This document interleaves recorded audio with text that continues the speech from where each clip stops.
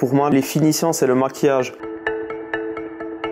Ça donne vraiment le caractère final, ça définit comment la lumière jouera sur les formes du design de base.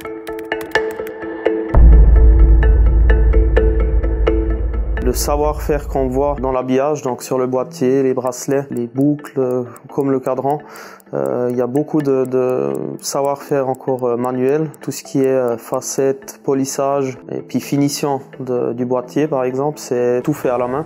Nos polisseurs ont besoin d'un très grand répertoire de savoir-faire pour traduire ce que nous on sait imaginer en termes de design.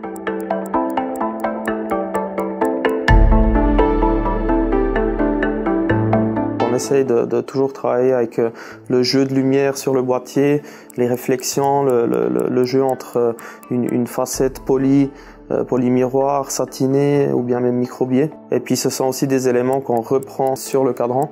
Donc tout le jeu entre un angle à 45 degrés qui aura toujours une facette polie, soit sur les index et puis sur la carrure.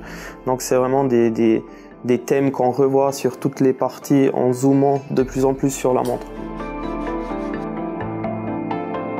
Dans le polissage, il y a beaucoup de choses qui ne peuvent pas être faites par une machine. Certains accès, certaines touches finales, c'est vraiment que par la main qu'on arrive à les faire. Par machine, ça voudrait dire de devoir simplifier l'esthétique. Pour gagner en efficacité, on doit faire des compromis et puis simplifier les choses. Donc, de faire ça à la main, ça nous permet de garder plus de détails.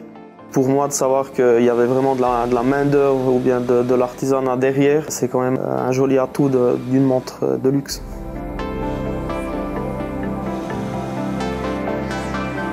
Si on a une finition plus simple,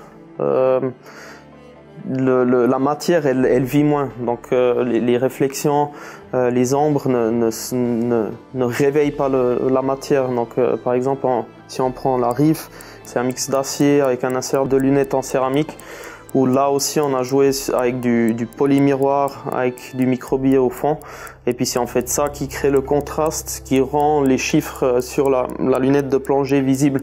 C'est un bon exemple que en prenant une matière homogène, on arrive à créer du contraste que par la finition.